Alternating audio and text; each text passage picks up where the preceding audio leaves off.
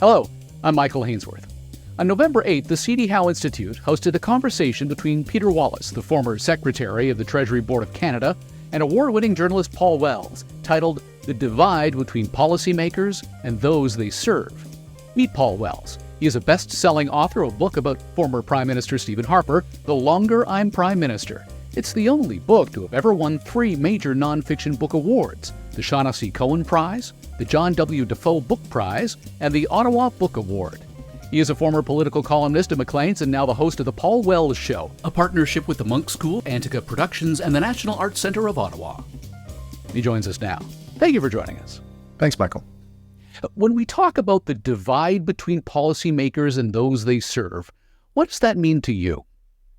It's an increasing sense that there's an isolation between public servants and the political class and the stakeholders and the broader citizenship, sense that governments are increasingly operating without direct reference to social inputs and the needs of the clients, and increasingly flying blind, as it were. So then let's sort of define some of these terms, policymakers particularly. It sounds like you're not just talking about the politicians, but also the bureaucrats behind the scenes who support a government regardless as to who's in power. Yeah, and I mean, it's almost like Russian dolls. There's layers to this, and I should point out that Peter, the other panelist or the other lecturer at this event, and myself have different interpretations. So this is just me talking. But sure. There's also isolation increasing between the public service and the political class, and a sense that the public service has that the fearless advice and faithful implementation, the classic model for public service is at least half broken. That the fearless advice is not valued or sought, and that all the political class wants is all the elected class wants is faithful implementation. And so the classic model of public service advising government in pursuit of goals that are defined by a kind of social consensus has fault lines running through it in several ways. I think many Canadians don't really sort of appreciate that behind the scenes, the workings of any political operation, whether it be at a federal level, a provincial level, or a municipal level, you've got the politicians who were elected to do a certain job and direct a government and a society in a certain direction based upon what their voters and the public have told them that they want. But because there is certainly a revolving door nature on a large timescale basis, we may not really understand that you still need people behind the scenes who are still going to be manning the desks and the phones when there is that changing of the guard. Do you get a sense that part of the issue here is that we simply aren't appreciating that there are people here who have an institutional understanding of the gears and the levers that need to be pulled when we've got that changing of the guard? Is that part of what you're arguing? So that is part of it. I mean, increasingly, those people who make a career in the public service are less and less of an institutional memory because they spend less of their career within one institution. It's been remarked upon in the Foreign Service that recently of the deputy ministers in the Foreign Service, global affairs, trade, development, more and more often those departments have been run by people who don't come from the Foreign Service, so who don't have an international perspective all the way through their career. I had a minister complain to me recently that because I wrote praise about a senior public servant, and the minister said, "Don't do that because they'll get moved. If someone's good in this government, they get moved out of what they were good at and moved into something harder and less rewarding." So there's that lateral tendency, and then there's the government used to essentially be the in-house think tank, the public service used to be the in-house think tank for government. More and more, in order to get elected, basically since the 90s, since the Chrétien government in the 90s, in order to get elected, politicians produce detailed platforms with hundreds of promises. And the first thing they do when they come in as a new government is to throw that on the table of the clerk of the Privy Council and say, give me this. So there's room for the public service to decide how to implement these promises, to push back on the ones that are going to be hard to implement. But basically, they are tasked with implementing rather than with brainstorming. And then the last thing that I think is not well understood, even by people in politics, is the imperatives of strategic communications, the constant need to be pushing out on social media, through government source communications like direct email and things like that, a positive message about government action as the first prerequisite for winning the next election. And that's every day. Every day you have to be telling a story about what you did today, proves that you are moving briskly towards noble goals. And anything that distracts from that message building function is seen as politically dangerous by the partisan overlords of the public service. So even in a liberal government that thought it was going to unshackle the bureaucracy and allow them to speak on things like climate and foreign affairs and things like that, in contrast to the Harper government, what they discovered very soon is they actually really don't like when that happens. Because even if a public servant says or does something that isn't particularly embarrassing, it's still off message. And message is absolutely everything in politics today. And so that's a luxury that the political staffers don't believe they can afford, is people just saying whatever comes into their head, because every day is message track day. And I think that's maybe an ingredient of the current environment that is not often understood.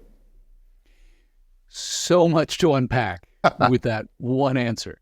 Let's sort of step back to the topic of the bureaucrats and that lack of institutional knowledge, because it sort of builds on what you've already said, which suggests to me that if I was in the position of being a high-level bureaucrat who wasn't getting heard in the room or was being told to squelch my views, that quite frankly, it would be so much easier and so much more lucrative to just walk away from it and get back into the private sector.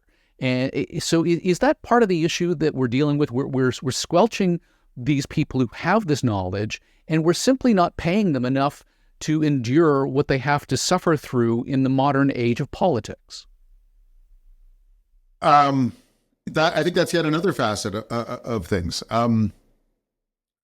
You're absolutely right that it is more lucrative for a creative, agile, entrepreneurial intellect in Ottawa to sell those abilities as a consultant than it is to build a life in the public service. The appeal of public service is generous pensions.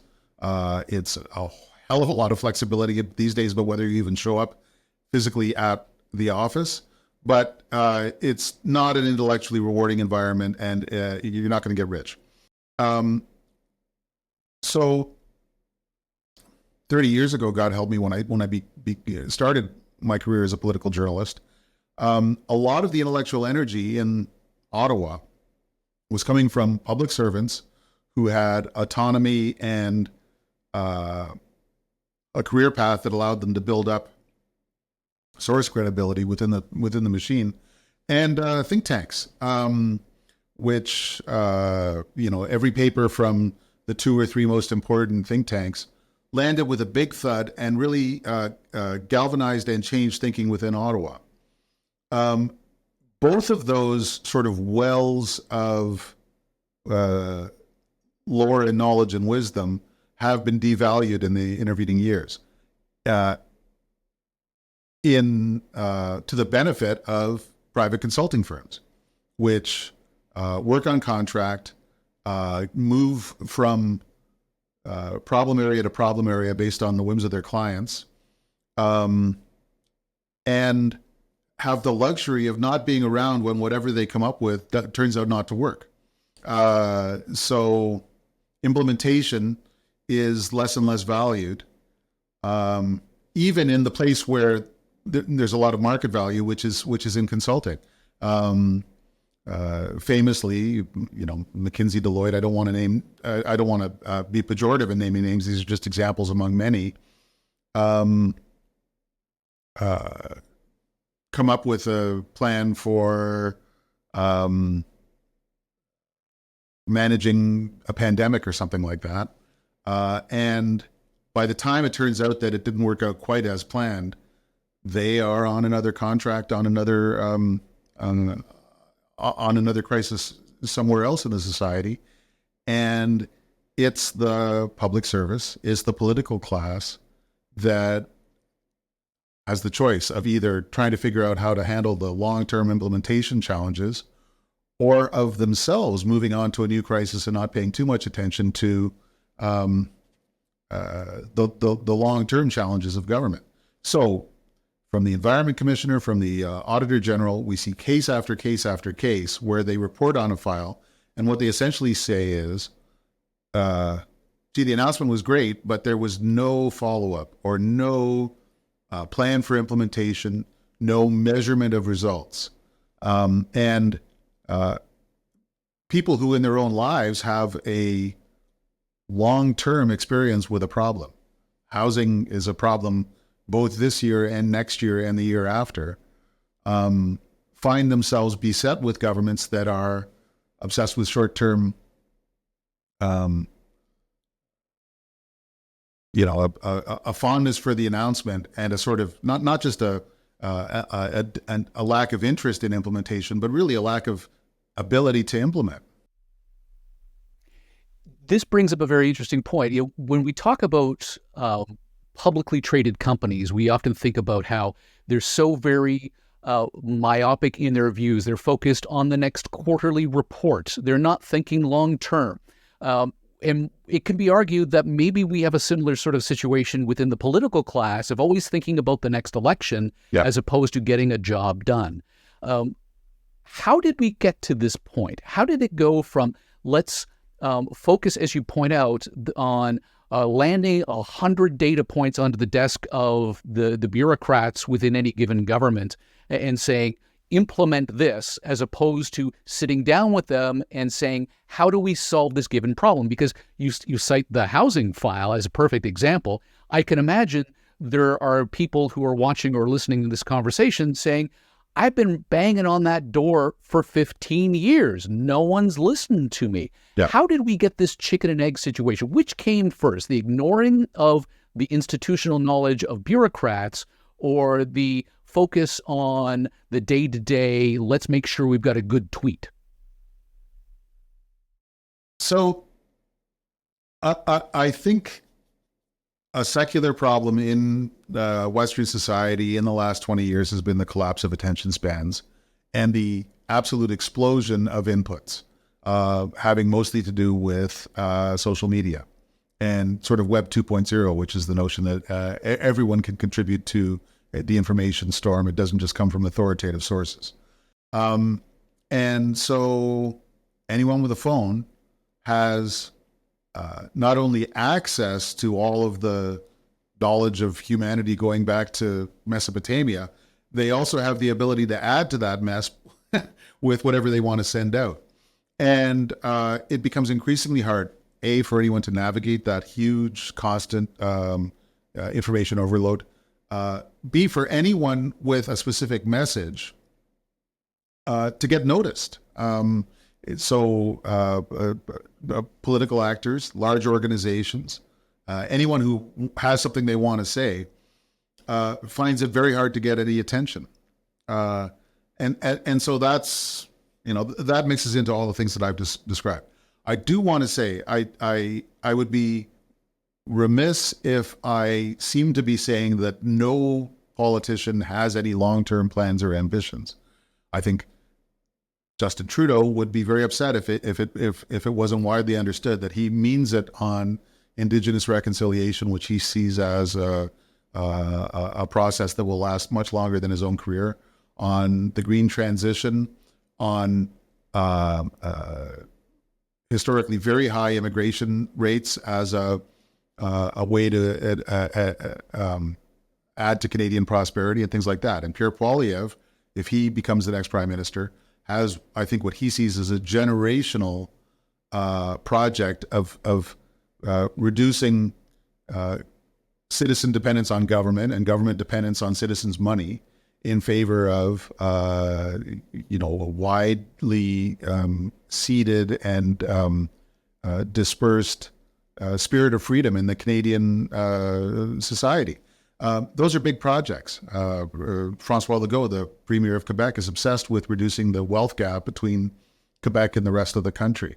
And he thinks about that in operational terms, in terms of what do we do next, several times a day. So it's not that politics robs us of a sense of the moment and the epoch that we're in, but it constantly erodes our ability to stay focused on that, and it jeopardizes the ability to get results, and it sort of obliterates the medium term. Housing is a good example. It's really, housing feels almost nostalgic because this week, as you and I talk, where everyone's obsessed with the carbon tax, and housing feels like a very September kind of issue. And so that's an example of the sort of constant onrush of new challenges that we all grapple with. So then what do you see as the solution to the problem of politicians not listening to the institutional knowledge of the bureaucrats not sticking around long enough to deploy whatever is necessary to get the job done? If in a world of social media that values the like button more than the long-term solution to a problem that can't be discussed in 260 characters at a time? So I think if there's anything that's been undervalued in the last, say, 20 years, since the rise of social media, smartphones, it's the listening function. It's the ability to really consider the possibility that we might be wrong. And I'm using a royal we just because it's applicable to just about anyone. It's certainly applicable to me, and it's applicable to the people that I write about and criticize. So take we to mean you, or any organization should check whether it could be the we in these kinds of statements.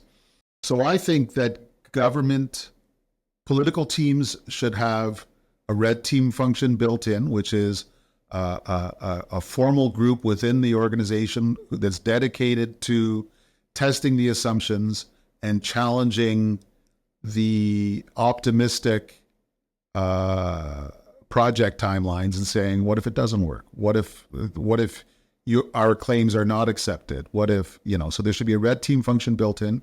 There should be a listening and feedback function built in. So any government that embarks on a large project tends to plug its ears because it's so obsessed with pushing out its own message about what a great job it's doing that it can't hear stakeholder feedback very well. And rather than a formal, elaborate constitution with ministers going across the country pretending to listen, because what we've seen is that in a lot of those consultations, those are actually part of the theater of politics, and there's not a lot of real listening going on. There should be a much lower key, much less ostentatious. There should be people in every political office whose job is to gather and collect stakeholder feedback on whatever the government is doing, so that it can be integrated in decision-making constantly throughout the process, and not simply when everything goes off the rails. Bill C-18, the media bill that has got the government offside with Google and Facebook.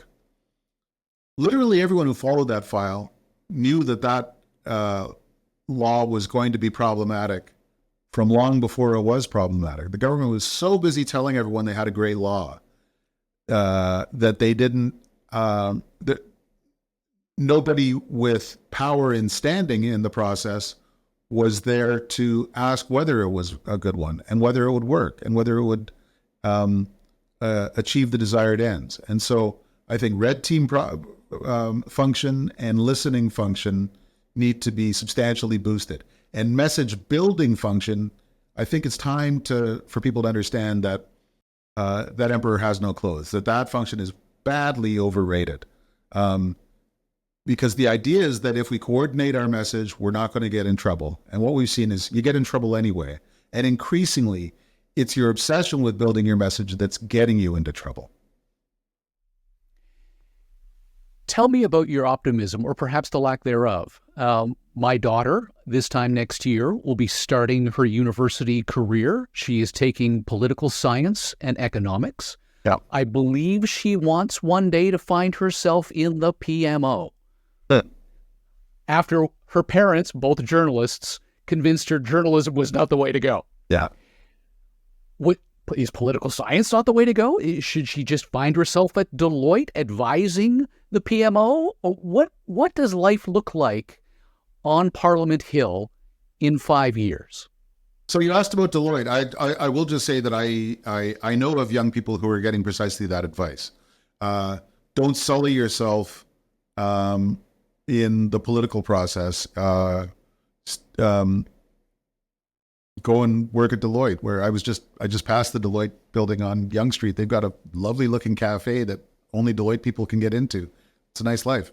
But our only hope is good people who want to participate in the democratic process.